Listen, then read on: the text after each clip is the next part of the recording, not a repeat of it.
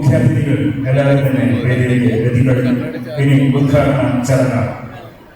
കേരള സർക്കാരിന്റെ no to drugs ലഹരിവിരുദ്ധ campaign 5ാം ഘട്ട പരിപാടികളുടെയും അന്താരാഷ്ട്ര മയക്കുമരുന്ന് വിരുദ്ധ ദിനത്തിനോടനുബന്ധിച്ചുള്ള വിവിധ പരിപാടികളുടെയും സംസ്ഥാനതല ഉദ്ഘാടനം നടക്കുന്ന ഈ ചടങ്ങിന് ഔപചാരികമായ സ്വാഗതം ആശംസിക്കുന്നതിനായി ബഹുമാനപ്പെട്ട നികുതി ധനകാര്യ വകുപ്പ് additional chief secretary Shri Jyothilal IAS അവരുടെ ആദരപൂർവ്വം ക്ഷണിച്ചുകൊള്ളുന്നു.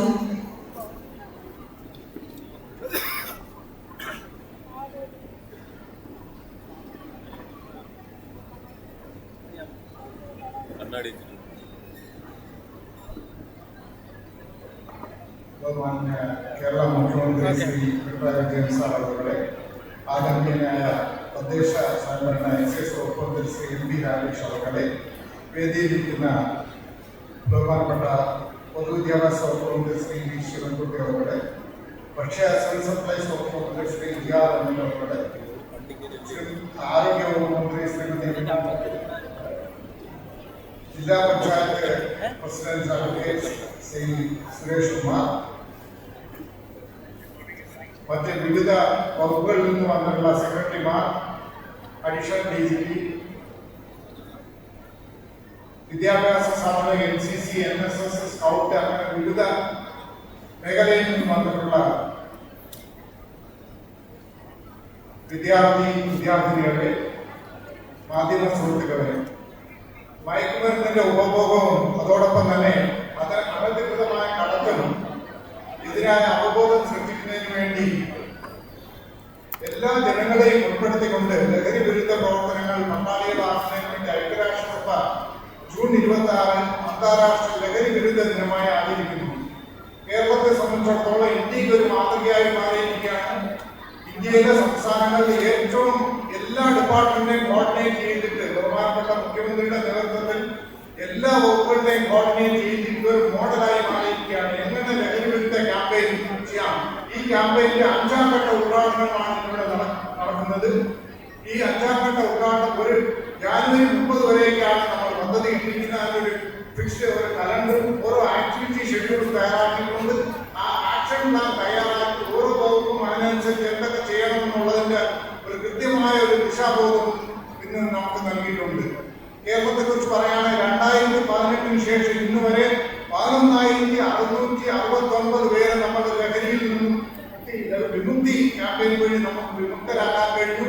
ഇന്ന് അവരുടെ 2 റെപ്രസെന്റേറ്റീവ്സ് അവരുടെ തന്നെ എക്സ്പീരിയൻസ് ഇവിടെ നിങ്ങളുടെ മുമ്പിൽ പ്രസന്റ് ചെയ്യുകയുണ്ടായി. ഇതൊരു മാറ്റമാണ്. Transformation is happening. ഇന്ന് ഇവിടുത്തെ ഈ ചടങ്ങിൽ വെച്ച് 5 പദ്ധതികളാണ് ബഹുമാനപ്പെട്ട മുഖ്യമന്ത്രി ഉദ്ഘാടനം ചെയ്യുന്നത്. സമ്പൂർണ്ണ ലഹരി വിമുക്ത കുടുംബം, art diction, college protection group, അതോടൊപ്പം പുസ്തക പ്രകാശനം, നേർവഴിയുള്ള പദ്ധതി, ഇങ്ങനെ 5 പദ്ധതികളുടെ ഉദ്ഘാടനമാണ് നടക്കുന്നത്.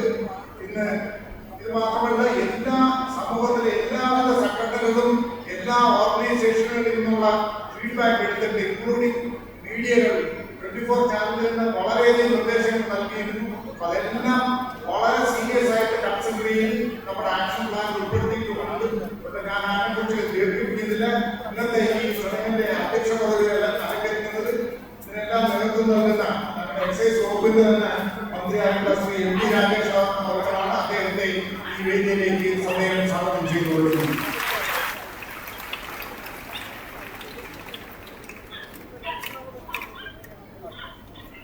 ഇന്ത്യക്ക് തന്നെ അഭിമാനകരമായിട്ടുള്ള ലഹരി വിരുദ്ധ പ്രവർത്തനങ്ങൾക്ക് ഏറ്റവും ലോകത്തിന് ഒരു മോഡലാണ്. ഇതിനെല്ലാം നിർദ്ദേശവും നൽകുന്നത് ഞങ്ങൾക്ക് എല്ലാ ഗൈഡൻസും ചെയ്യുന്ന ബഹുമാനപ്പെട്ട മുഖ്യമന്ത്രി അദ്ദേഹത്തെ ഈ വേദിയിലേക്ക് സദയം സ്വാഗതം ചെയ്തുകൊള്ളുന്നു.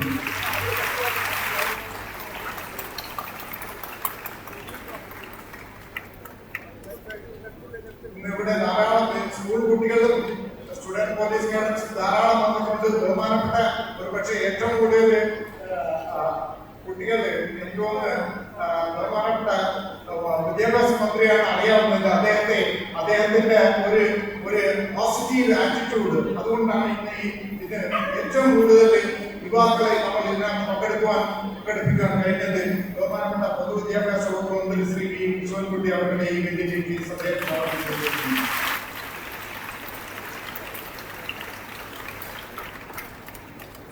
ഞങ്ങൾക്ക് എല്ലാവിധ സൗകര്യങ്ങളും ചെയ്തിരുന്ന ശ്രീ GR ഭക്ഷ്യ സിവിൽ സപ്ലൈസ് വകുപ്പ് മന്ത്രി അവരുടെ ഈ വേദിയിലേക്ക് സന്ദേശം ചെയ്തുകൊള്ളുന്നു.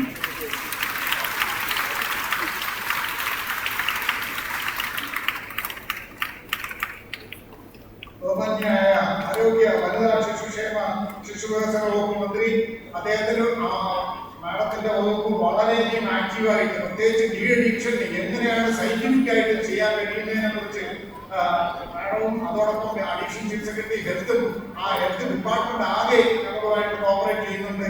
ബഹുമാന്യനായ ശ്രീമതി വീണ ജോർജ് അവരുടെ ഈ വേദിയിലേക്ക് സന്ദേശം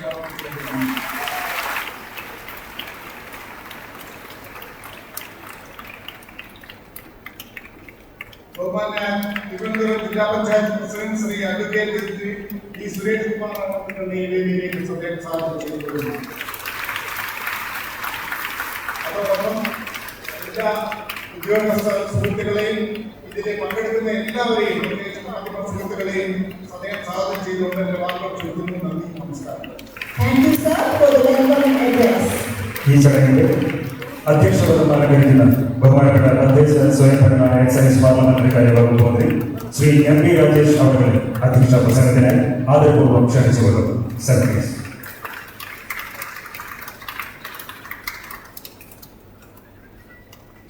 ബഹുമാനനായ മുഖ്യമന്ത്രി ശ്രീ പിണറായി വിജയൻ, ബഹുമാനരായ മന്ത്രിമാർ ശ്രീ D ശിവൻകുട്ടി, ശ്രീ GR അനിൽ, ശ്രീമതി വീണ ജോർജ്, വേദിയിലും സദസ്സിലുമുള്ള ബഹുമാന്യരെ, പ്രിയപ്പെട്ടവരെ,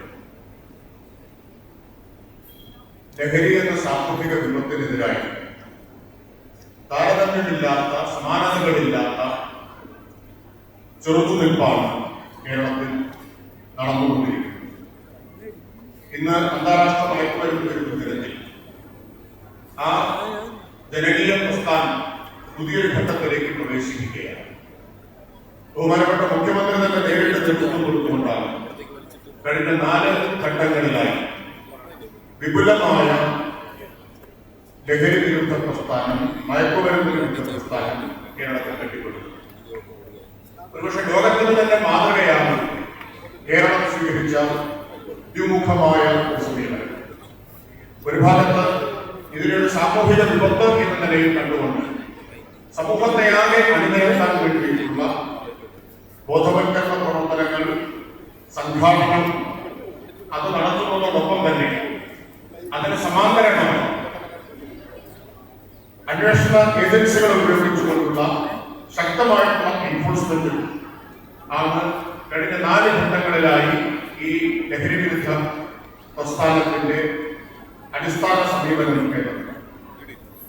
ബഹുമാനപ്പെട്ട മുഖ്യമന്ത്രിയുടെ നേതൃത്വത്തിൽ സംസ്ഥാന തലത്തിൽ തുടങ്ങി ജില്ലാ തലത്തിൽ, തദ്ദേശ സ്ഥാപന തലത്തിൽ, വാർഡ് തലത്തിൽ, ഓരോ വിദ്യാലയ തലത്തിൽ ലഹരിക്കെതിരായി, പ്രത്യേകിച്ച് മയക്കുമരുന്നിനെതിരായി ജാഗ്രതാ സമിതികൾ രൂപീകരിക്കാൻ, ജനങ്ങളെ ആകെ അണിനിരത്തിക്കൊണ്ടുള്ള ജാഗ്രതാ സമിതികൾ രൂപീകരിച്ചുകൊണ്ടാണ് ഈ സാമൂഹികമായ അണിനിരത്ത്. അതോടൊപ്പം ശക്തമായിട്ടുള്ള നടപടികൾ സ്വീകരിച്ചുകൊണ്ടിരിക്കുന്നു. ഇത് ഫലം ചെയ്യുന്നു എന്നതാണ് അനുഭവം.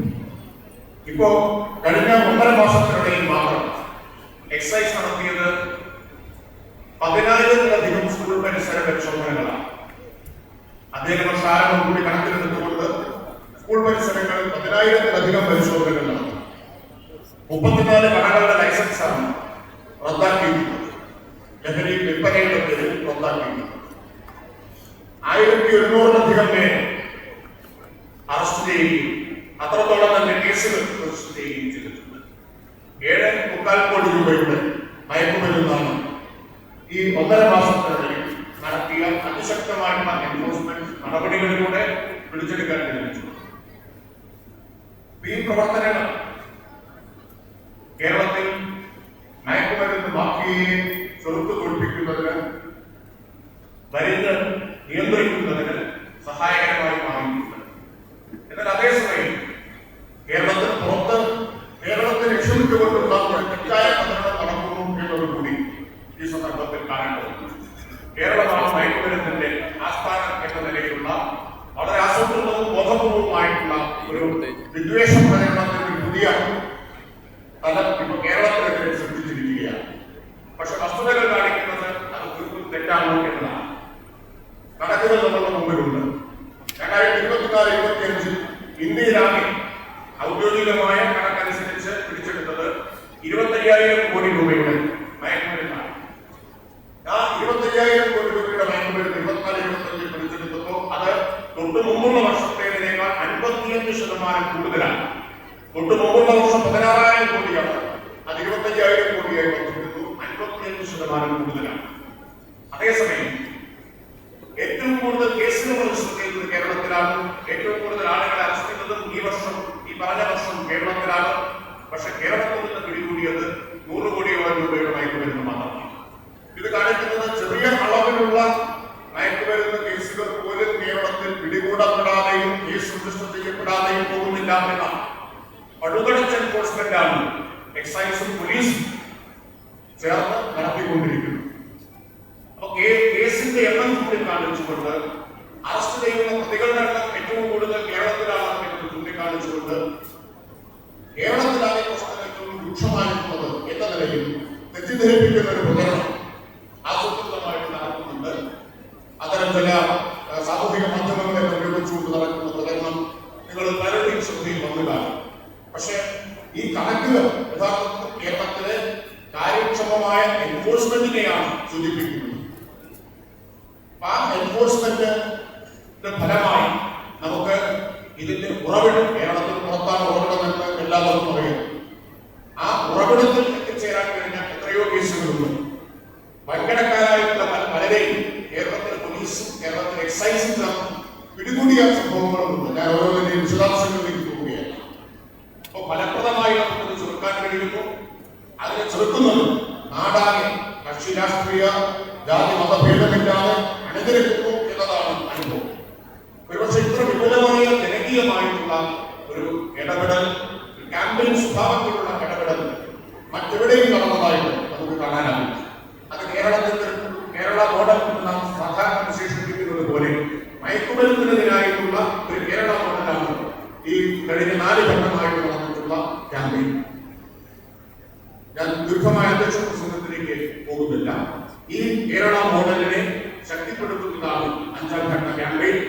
5ാം ഘട്ട ക്യാമ്പയിന്റെ സംക്ഷിപ്തം ഇവിടെ സ്വാഗത പ്രസംഗത്തിൽ പറഞ്ഞു കഴിഞ്ഞിട്ടുണ്ട്. നേരത്തെ ചെയ്തു വരുന്നത് പോലെ ജനങ്ങളെ ആകെ അണിനിരത്തുക, സമൂഹത്തെ ആകെ അണിനിരത്തുക, ഓരോ കുടുംബങ്ങളെയും അണിനിരത്തുക എന്നതാണ് ഈ ക്യാമ്പയിനിലൂടെ ലക്ഷ്യമിടുന്നത്. അതോടൊപ്പം കേരളത്തിന്റെ മറ്റൊരു സവിശേഷ മാതൃക എക്സൈസിന്റെ നേതൃത്വത്തിലുള്ള ഡി അഡിക്ഷൻ സെന്ററുകളാണ്. വിമുക്തി മിഷന്റെ ആഭിമുഖ്യത്തിലുള്ള ഡി അഡിക്ഷൻ സെന്ററുകളിൽ ആയിരക്കണക്കിന് ആളുകളെയാണ് നമുക്ക് ഈ വിപത്തിൽ നിന്ന്, ലഹരിയിൽ നിന്ന് മോചിപ്പിക്കാനും ജീവിതത്തിലേക്ക് തിരിച്ചുകൊണ്ടുവരാനും കഴിഞ്ഞിട്ടുള്ളത്. ഒരേ സമയം ശക്തമായ നിയമ നടപടികൾ, വിപുലമായ ബോധവൽക്കരണം, അതോടൊപ്പം ലഹരിക്ക് അടിമപ്പെട്ട ആളുകളെ കൈകൊടുത്ത് ജീവിതത്തിലേക്ക് തിരിച്ചുകൊണ്ടുവരിക. ഈ സമീപനമാണ് സർക്കാരിന്റെ നേതൃത്വത്തിൽ ബഹുമാനപ്പെട്ട മുഖ്യമന്ത്രി തന്നെ നേതൃത്വം കൊടുത്തുകൊണ്ട് കേരളത്തിൽ നടപ്പാക്കിക്കൊണ്ടിരിക്കുന്നത്. അതിന് പുതിയ ഊർജ്ജം നൽകുന്നതാണ്, പുതിയൊരു ഘട്ടത്തിലേക്ക് അതിനെ നയിക്കുന്നതാണ് ഇന്ന് നടക്കുന്ന 5ാം ഘട്ട പരിപാടികളുടെ ഉദ്ഘാടനം.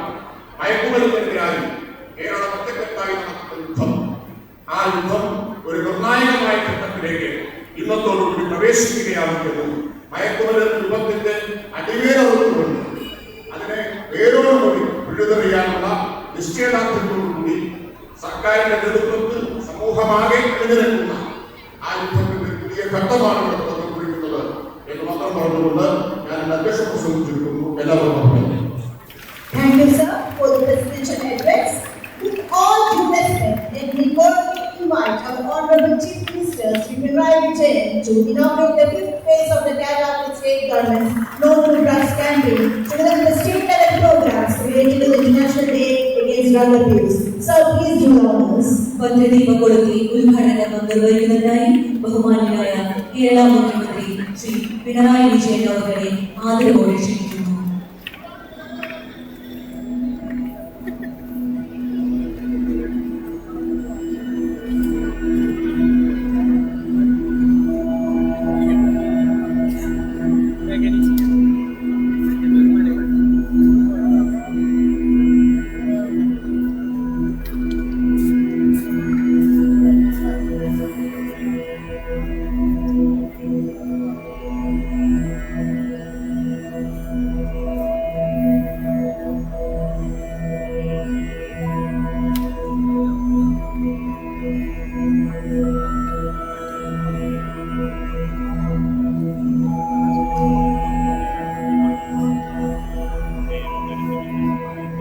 Thank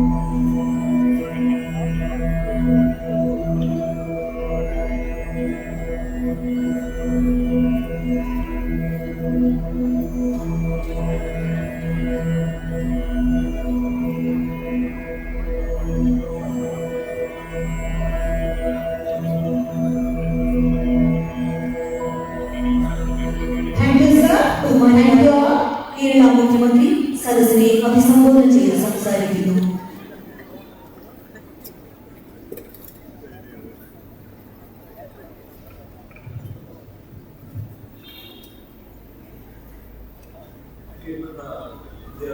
വിദ്യാർത്ഥികളെ സഹോദരി സഹോദരങ്ങളെ, വലിയ സാമൂഹ്യ പ്രാധാന്യമുള്ള ഒരു പരിപാടിയിലാണ് നാം എല്ലാവരും പങ്കെടുക്കുന്നത്. ഇന്ന് അന്താരാഷ്ട്ര ലഹരിവിരുദ്ധ ദിനാചരണം, അതിൻ്റെ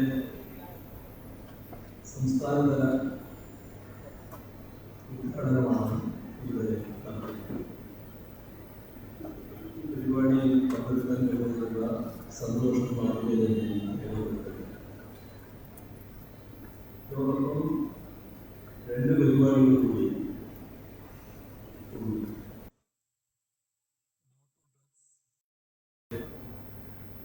അഞ്ചാം ഘട്ടത്തിൻ്റെ തുടക്കമാണ് അത് കഴിഞ്ഞത്.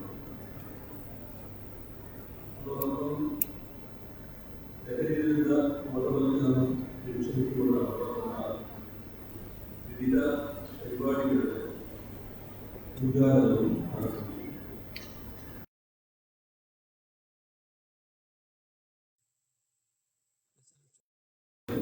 നേരിട്ടും അല്ലാതെയും ബാധിക്കുന്ന നിമിഷമാണ് ലഹരിയുടെ വ്യാപനവും അതിൻ്റെ ഉപയോഗവും. ലഹരിക്കെതിരായ അവബോധം സൃഷ്ടിക്കുന്നതിന് മുഴുവൻ ജനങ്ങളെയും ലഹരിക്കെതിരെ പ്രവർത്തനത്തിൽ അണിനിരന്നതുമായ നേരത്തെ പറഞ്ഞ ഐക്യരാഷ്ട്രസഭ ജൂൺ 26 അന്താരാഷ്ട്ര ലഹരിവിരുദ്ധ പരിപാടി ആരംഭിച്ചു. Breaking the chains, prevention, treatment and recovery forward എന്നതാണ് ഈ വർഷത്തെ ലഹരിവിരുദ്ധ ദിനാചരണത്തിന്റെ മുഖ്യവാക്യം. സർക്കാർ ചങ്ങലകൾ എല്ലാവർക്കും ഉപയോഗവും ചികിത്സയും വീണ്ടെടുക്കും എന്നതാണ് ഇന്നുകൊണ്ട് അർത്ഥമാക്കുന്നത്. ഇതൊക്കെ നമ്മുടെ നാടിനെ സംബന്ധിച്ചിടത്തോളം ഏറെ പ്രധാനപ്പെട്ടതാണ്. ലഹരി എന്ന മഹാവിപത്ത് എങ്ങനെ ബാധിക്കുന്നതിന് നിരവധി ഉദാഹരണങ്ങൾ നമുക്ക് കാണാൻ കഴിയും. സിന്തറ്റിക് ഡ്രഗുകൾ ഉപയോഗിക്കുന്നതിലേക്ക് പുതുതലമുറയിലെ ചിലർത്തിയിരിക്കുന്നു. ഇത് ആശങ്കാജനകമായ കാര്യമാണ്. സിന്തറ്റിക് ഡ്രഗുകൾ വളരെ കുറഞ്ഞ മാരകമായ പ്രത്യാഘാതങ്ങൾ ഉണ്ടാക്കാൻ കഴിവുള്ളവയാണ്. ഇതിന്റെ ഉപയോഗം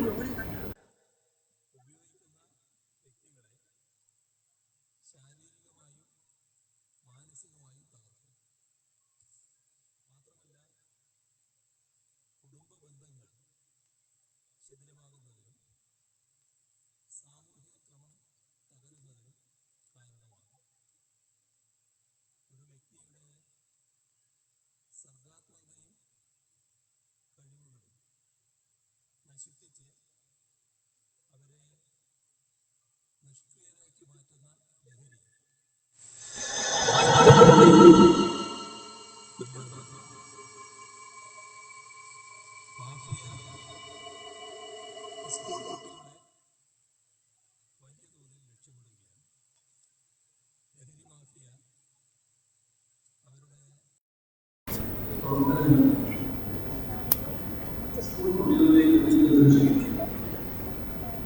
പലപ്പോഴും ചെറിയ കൗതുകത്തിനോ ഏതെങ്കിലും കൂട്ടുകാരുടെ നിർബന്ധക്കാരനോ അല്ലെങ്കിൽ ചിലര് മാനസിക സമ്മർദ്ദം ഉറക്കുന്നതിനും ഇത്തരം കാര്യങ്ങളിലാണ് കുട്ടികൾ ലഹരിയിലേക്ക് പ്രവേശിക്കുകയാണ്. പ്രണയം എന്നുള്ളത് ഈ കുട്ടികൾ ലഹരിയുടെ വാഹകരായി മാറി. ലഹരി കഴിയായ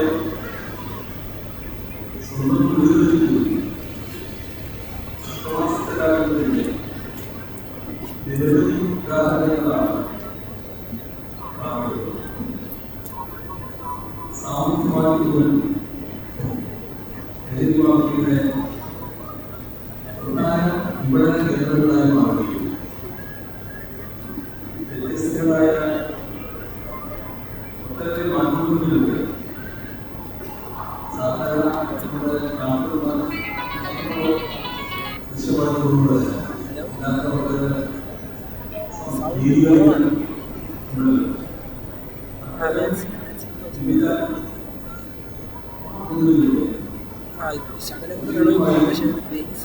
സംവിധാനങ്ങളുമായി സൗഹൃദം സ്ഥാപിക്കാൻ പ്രോത്സാഹിപ്പിക്കുക.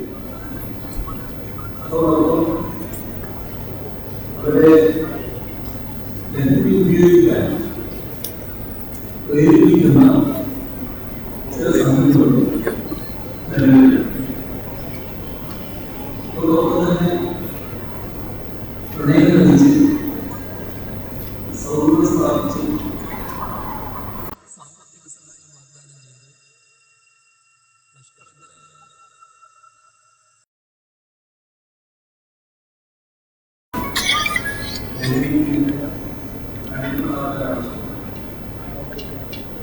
ചില കുട്ടികൾക്ക് വീട്ടിലെ വേണ്ടത്ര സ്വാതന്ത്ര്യമില്ല, സ്നേഹം ലഭിക്കുന്നില്ല, ഇതെല്ലാം നൽകുന്നതാണ്. അത് ആ സ്വാതന്ത്ര്യവും സ്നേഹവും പുറമേ നിന്ന് ലഭിക്കുന്നു എന്ന് തോന്നുന്നു. കുട്ടികളുടെ എളുപ്പത്തിൽ ഇത്തരം കഴിവുകളിൽ വീഴുകയില്ല. ഇത് സമ്മതിക്കാൻ പാടില്ലാത്ത കാര്യം. ഈ വിപത്തിനെതിരെ ഒരേ മനസ്സോടെ നമുക്ക് പ്രവർത്തിക്കാനാവും.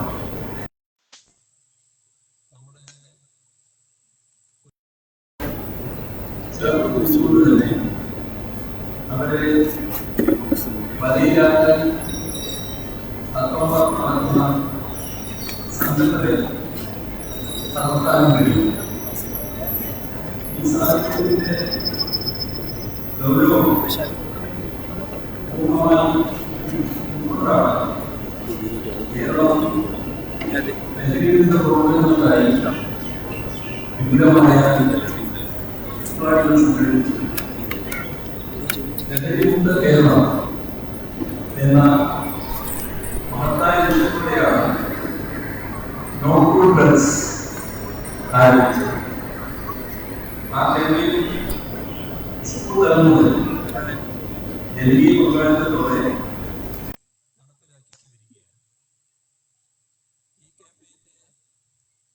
വിവിധ ഘട്ടങ്ങൾ ഇതിനോടകം പൂർത്തിയാക്കിയിട്ടുണ്ട്.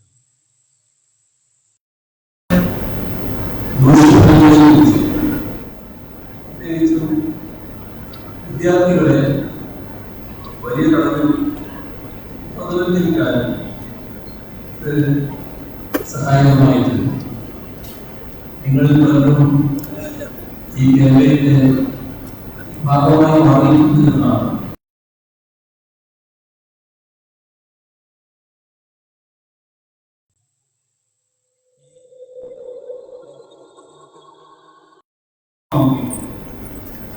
ഇന്ന് 2026 ജനവിധിക്കുന്ന ഈ അഞ്ചാം ഘട്ടം. ഇതിന്റെ ഭാഗമായി ചില പ്രവർത്തനങ്ങൾ തുടർന്നുകൊടുക്കുന്നത് ജനതയ്ക്കുള്ളത്. അതിലാദ്യത്തേത് സമ്പൂർണ്ണ ലഹരി വിമുക്ത കുടുംബം എന്ന പരിപാടി 3 മാസത്തിനുള്ളിൽ മികച്ച ലഹരി വിരുദ്ധ പ്രവർത്തനങ്ങൾ കാഴ്ചവെക്കുകയും പരമാവധി കുടുംബങ്ങളെ ലഹരിമുക്തമാക്കുകയും ചെയ്യുന്ന റെസിഡൻസ് അസോസിയേഷനുകൾക്ക് ആരോഗ്യാടിസ്ഥാനത്തിൽ പുരസ്കാരങ്ങൾ തദ്ദേശ ഭരണ വകുപ്പ്, ഗ്രാമവികസനം, സാംസ്കാരിക വകുപ്പ്, കുടുംബശ്രീ, എക്സൈസ്, പോലീസ് തുടങ്ങിയവരുടെ നേതൃത്വത്തിലാണ് ഈ പദ്ധതി നടപ്പാക്കുന്നത്. കോളേജ് വിദ്യാർത്ഥികൾക്കായി ആർട്ടിഫിഷ്യൽ വേ ഓഫ് ഇൻസ്പിറേഷൻ എന്നൊരു പരിപാടി ആരംഭിക്കുക.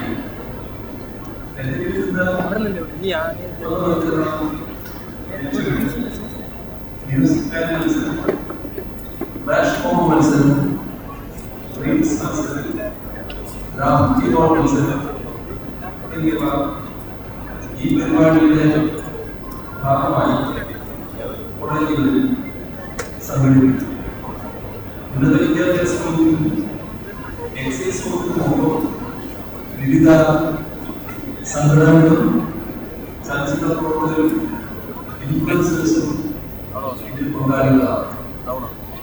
കേരളത്തിലെ 6000-ഓളം സ്കൂളുകളിൽ സുരക്ഷിത കവചത്തിൽ പ്രവർത്തിക്കുന്ന സ്കൂൾ പ്രൊട്ടക്ഷൻ ഗ്രൂപ്പുകൾ എന്ന സംവിധാനം കോളേജ് പ്രൊട്ടക്ഷൻ ഗ്രൂപ്പുകളിൽ ക്യാമ്പസുകളിലേക്ക് കൂടി വ്യാപിപ്പിക്കുകയാണ്. ക്യാമ്പസുകളിലെ ലഹരി പ്രതിരോധ പ്രവർത്തനങ്ങൾ ഊർജ്ജപകരാൻ ഇത് സഹായകമാകുമെന്ന കാര്യത്തിൽ സംശയമില്ല. കുട്ടികളുടെ വായനാശീലം പ്രോത്സാഹിപ്പിക്കുന്നതിന് ലഹരിയുടെ ദൂഷ്യവശങ്ങളെക്കുറിച്ച് അവരെ ബോധവാന്മാരാക്കുന്നതിന് 10 പുസ്തകങ്ങൾ സംസ്ഥാന വാത്സല്യ ഇൻസ്റ്റിറ്റ്യൂട്ട് തയ്യാറാക്കി. ഇവ പ്രസിദ്ധീകരിക്കുന്ന നല്ല കാര്യമാണ്. ഒരു കാര്യത്തെ ഉറപ്പുവരുത്തുന്നു, കുട്ടികൾ ഇത് ഉപയോഗിക്കുന്നുവെന്ന് ഉറപ്പുവരുത്താനാണ്. പോലീസും എക്സൈസും ലഹരി എന്ന മഹാവിപത്തിനെ പ്രതിരോധിക്കുന്നതിനായി അവിശ്രമം പോരാടുകയാണ്. ലഹരി മാഫിയയുടെ ഓൺലൈൻ പ്രവർത്തനങ്ങൾ നിരീക്ഷിക്കാൻ സൈബർ കുറ്റകൃത്യങ്ങൾ തടയാൻ ആധുനിക സാങ്കേതിക വിദ്യകൾ ഉപയോഗിച്ചിട്ടുണ്ട്. മറ്റ് സംസ്ഥാനങ്ങളിൽ നിന്നും കേരളത്തിലേക്ക് ലഹരി കടക്കുന്നത് തടയാനായി അതിർത്തികളിൽ, എയർപോർട്ടുകൾ, റെയിൽവേ സ്റ്റേഷനുകൾ, തുറമുഖങ്ങൾ, കൊറിയർ സർവീസുകൾ, പാർസലുകൾ, ടൂറിസ്റ്റ് വാഹനങ്ങൾ എന്നിവിടങ്ങളിൽ പോലീസ്, എക്സൈസ് വിഭാഗങ്ങൾ സംയുക്തമായി പരിശോധനകൾ കർശനമാക്കി. ഇത്തരം പരിശോധനകളിൽ സ്പീക്കർ പ്രവർത്തകരുടെ സാന്നിധ്യം ഉപയോഗിച്ചിരിക്കുകയാണ്. പൊതുജനങ്ങൾക്ക് ലഹരി വ്യാപനവുമായി ബന്ധപ്പെട്ട വിവരങ്ങൾ അറിയിക്കുന്നതിനായി പ്രത്യേക പ്രോട്ടോകോൾ നമ്പറുകൾ ഏർപ്പെടുത്തി. വിവരങ്ങൾ നൽകുന്നതിലൂടെ സ്വകാര്യത പൂർണ്ണമായും ഉറപ്പുവരുത്തി.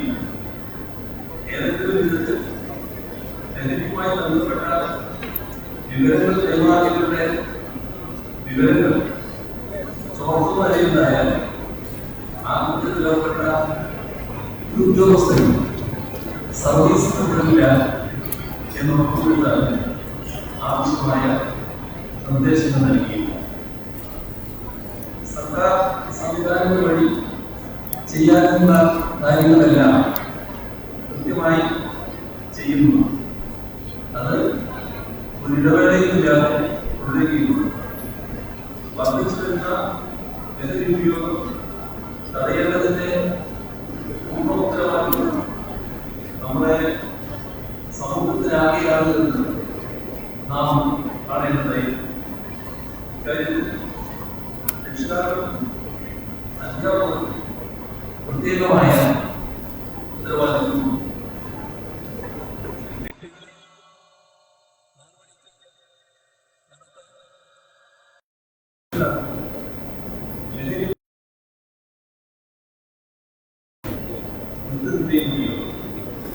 മക്കൾക്ക് സ്നേഹപൂർവമായ നേതൃത്വമാണ് രക്ഷിതാക്കൾ നൽകിയത്. കുട്ടികളുമായി തുറന്ന് സംസാരിക്കാൻ, അവരുമായി കാര്യങ്ങൾ ചർച്ച ചെയ്ത് അവരുടെ പ്രശ്നങ്ങൾ കേൾക്കാനും ലഹരിയുടെ ചതിക്കുഴികളെ കുറിച്ച് അവരെ ബോധവൽക്കരിക്കാനും രക്ഷിതാക്കൾക്ക് ഉത്തരവാദിത്വം. മുതിർന്നവർ ലഹരി ഉപയോഗം ഒഴിവാക്കി മാതൃകാപരമായ ജീവിതം നയിക്കുകയാണെങ്കിൽ അത് കുട്ടികൾക്ക് വലിയ പ്രയോജനമാണ്. നാം ചെയ്യുന്ന കാര്യങ്ങളാണ് പാവങ്ങളേക്കാൾ കൂടുതൽ കുട്ടികളെ സ്വാധീനിക്കുന്നത്. ഏതെങ്കിലും കുട്ടിയിൽ എന്തെങ്കിലും പെരുമാറ്റ വൈകല്യം കണ്ടാൽ രക്ഷിതാക്കൾ അത് വിളിച്ചു കൊടുക്കാൻ പാടില്ല. സമൂഹം എന്ത് ചിന്തിക്കുന്നത് കരുതിയാണ് രക്ഷിതാക്കൾ ഇങ്ങനെ ചെയ്യുന്നത്. ഇത് വലിയ അപകടത്തിലേക്കാണ് നയിക്കുന്നത്. ഏത് കാര്യവും ആരംഭത്തെ കണ്ടെത്തി ചികിത്സിച്ചാൽ അതിന് ഫലമുണ്ടാകും.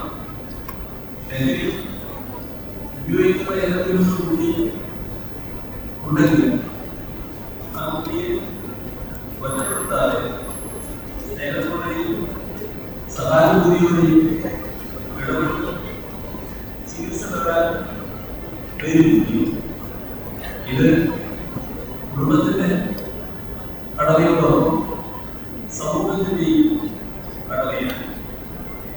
നമ്മുടെ ഭാവി തലമുറയെ വാർത്തെടുക്കുന്നവരാണ് അധ്യാപകർ. കുട്ടികളുടെ ലഹരി ഉപയോഗം തടയുന്ന കാര്യത്തിൽ അധ്യാപകർക്ക് വലിയ പങ്കുണ്ട്. ഒരു ദിവസം കൂടുതൽ സമയവും അധ്യാപകരാണ് കുഞ്ഞുങ്ങളുമായി ഇടപെടുന്നത്. അതുകൊണ്ട് തന്നെ അവരുണ്ടാകുന്ന ഏത് മാറ്റവും അധ്യാപകർക്ക് പെട്ടെന്ന് തിരിച്ചറിയാനാവും. ഈ ചുമതല അധ്യാപകർ നല്ല രീതിയിൽ നിർവഹിക്കണം എന്നതാണ് പ്രത്യേകം ചിന്തിക്കുന്നത്. ഒരു കാര്യം മാത്രമാണ് പ്രത്യേകം പറയാനുള്ളത്. ലഹരി പ്രതിരോധ പ്രവർത്തനങ്ങളുടെ ഭാഗമായി കുട്ടികളെ നിരീക്ഷിക്കുന്നതിൽ സംശയം തോന്നിയാൽ അവരുടെ വേദനകളും മറ്റും പരിശോധിക്കുന്നതിൽ നിങ്ങൾ അധ്യാപകർ ഒരു കാരണവശാലും മടി കാണിക്കേണ്ടതില്ല. ഇതൊക്കെ ചെയ്യാൻ അധികാരപ്പെട്ടവർ തന്നെയാണ് അധ്യാപകർ. ഈ ചുമതല നിറവേറ്റിയാൽ ആരെങ്കിലും നിങ്ങളെ വ്യാജ പരാതിയിൽ കൊടുക്കുമെന്ന ഭയമല്ല. ഒരു സമിതിയും ഇക്കാര്യത്തിൽ നിങ്ങളെ കുറ്റപ്പെടുത്തില്ല. വിദ്യാലയങ്ങളിലെ അച്ചടക്കവും മറ്റും ഉറപ്പാക്കുന്നതിൽ അധ്യാപകർക്കുള്ള പങ്കിനെ പറ്റി ബഹുമാനപ്പെട്ട ഹൈക്കോടതി തന്നെ പറഞ്ഞിട്ടുണ്ട്.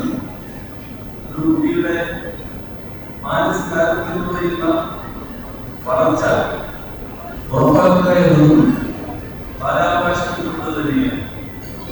ഈ കാഴ്ചപ്പാടോടെ വിദ്യാലയങ്ങളിലെ ലഹരി വ്യാപനവും അച്ചടക്കമില്ലായ്മയും തടയുന്നത് കർശന നിലപാടെടുക്കാൻ അധ്യാപകർ ശ്രദ്ധിക്കുന്നു.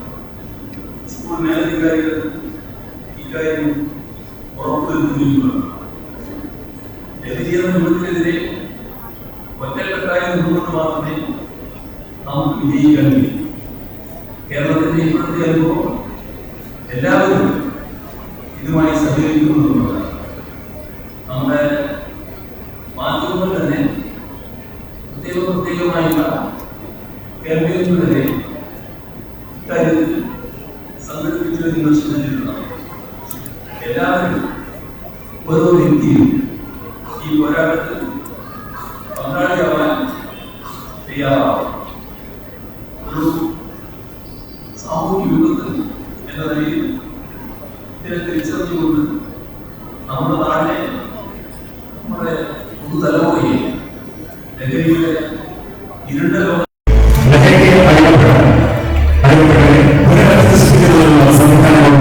പരിഷ്കരിച്ച സാമൂഹിക നേരവഴി പദ്ധതി കേരള പോലീസിലെ സോഷ്യൽ പോലീസിന്റെ ഭാഗമായ കോളേജ് പ്രൊട്ടക്ഷൻ ഗ്രൂപ്പ് പദ്ധതി, അതുപോലെ പുസ്തക പ്രകാശനമാണ്.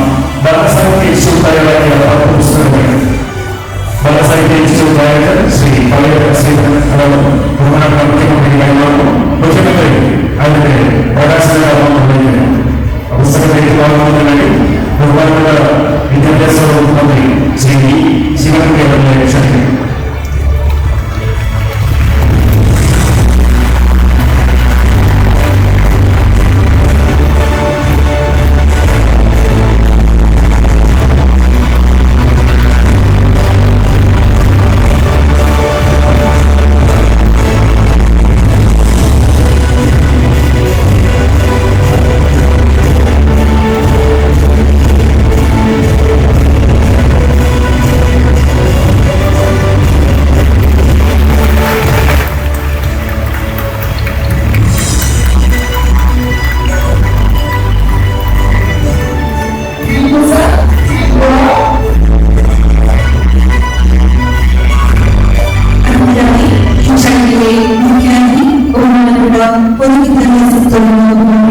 ശ്രീ ശിവൻകുട്ടി അവരെ ഏറെ ഈ സദസ്സിനെ അഭിസംബോധന ചെയ്ത് സംസാരിക്കുന്നതിനായി ക്ഷണിച്ചുകൊള്ളുന്നു. Sir please.